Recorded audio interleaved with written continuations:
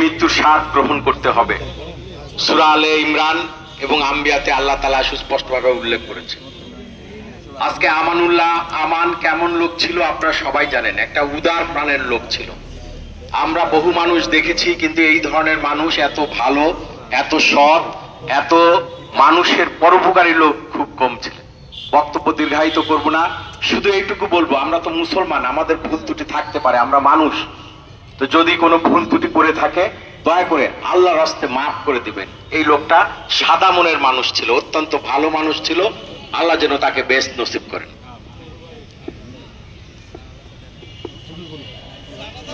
আসসালামু আলাইকুম ওয়া রাহমাতুল্লাহি ওয়া বারাকাতুহু।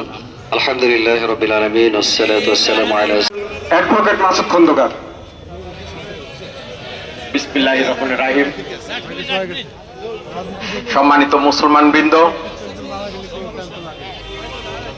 আপনারা জানেন যে প্রত্যেককেই